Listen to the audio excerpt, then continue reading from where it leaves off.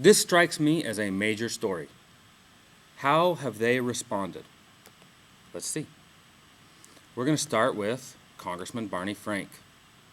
This is recent news.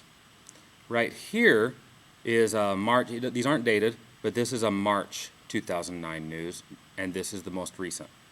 So, you can look through here and you will see that in fact he has not informed anyone, his constituents, the larger public. Congressman Frank hasn't done anything about this. What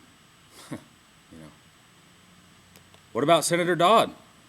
Well, this is his blog. This is, what I would subscribe to if I wanted Senator Chris Dodd to keep me up to speed on what's going on.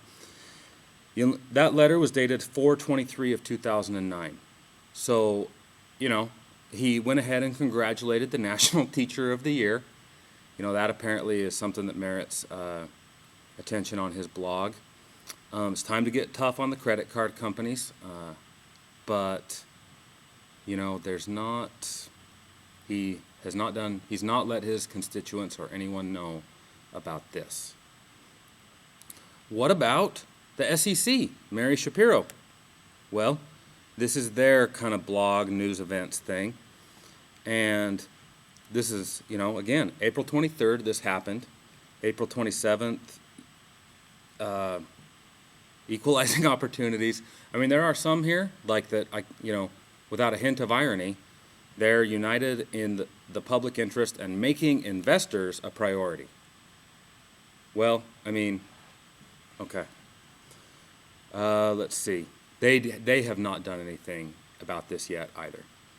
Finally, Elizabeth Warren, my favorite, because her only job is to provide oversight, and she describes herself kind of as like the public's watchdog. And I brought this out. I also would like to point out very quickly that this woman, is the author of my comprehensive commercial law book. She's one of the editors, and she is playing an important role in educating an entire generation of lawyers.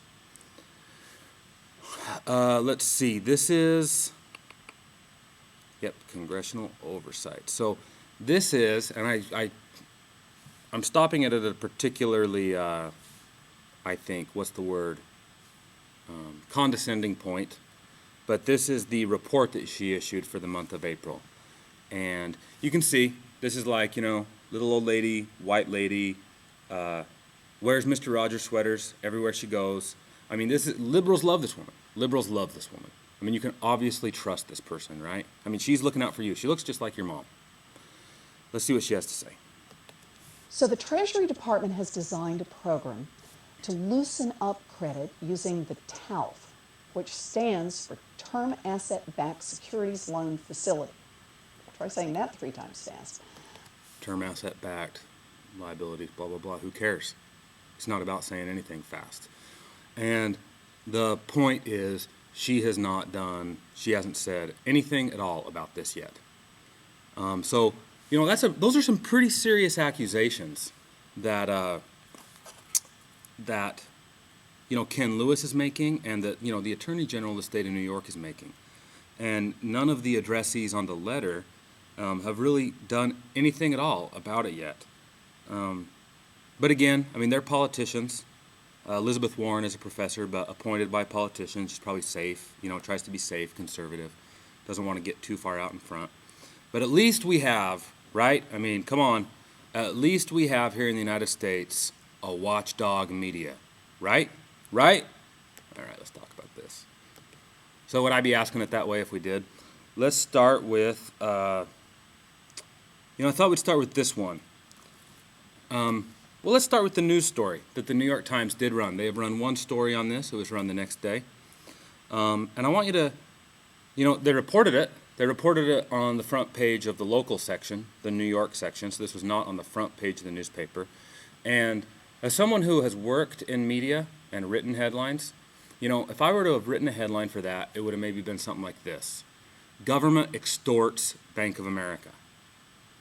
Or government, officials resort to threats. Or, government forces Bank of America to defraud shareholders. That would have been my government and Federal Reserve Bank. That would have been my headline. And I would have had a lead that kind of focused on that focused on accusations that the Secretary of the Treasury, of the United States Treasury, and the chairman of the nation's central bank, banking system, coerced Bank of America. That's the way I would have done it. Of course, I will never have a job at the New York Times because this is the way they wrote it about it. Newly revealed testimony. It is raising some questions about whether bank regulators, remember that word please, may have overstepped during a period of extreme stress in the financial system. Now, just that lead, let's think about that. That almost makes me think like, well, there's nothing wrong with what they did. They may have overstepped, but wow, it was during a time of extreme stress. And if there's ever a time to overstep, it's during this time of extreme stress. And I'm sure that they were doing it in the best interests of, everyone involved. Bank of America, the United States, me, David Hancock. I'm sure that they did it, looking out for us. So this is the news story that the New York Times ran. Now again, the New York Times, that's not the only section of the Times. The Times also has an opinion page. And the Times employs a Nobel Prize winning economist to write for him. So let's talk, he probably knows, he could see what I saw there. Because I saw, abuses of contract and property rights. That's what I saw. And I'm sure that's what he did too. He believes in free market economics. Otherwise, how could you possibly get a Nobel Prize in economics? This is the search I ran on his blog for Andrew Cuomo. No post found. I did also look through the dates and nothing about this. This is the next column he wrote. Swear to God, this is the next column he wrote. Now again, if I'm a New York Times reader and I want to keep up to date on the financial markets, I trust Paul Krugman. This guy knows what he's talking about. Every show he goes on, everyone defers to him. Oh, well, this is what I think, but what do you think, Mr. Krugman? You've got some sort of shiny award given to you by somebody. And he goes on to say that that bankers are making too much. Well, that's controversial, And they're making too much because it's not like there's anything wrong with people making a lot of money, but he goes on to say, I won't look for it here, that the banks need to run themselves as a public utility right now. I'll talk about that some other time. All right, and finally, lastly, I think we might have covered them all.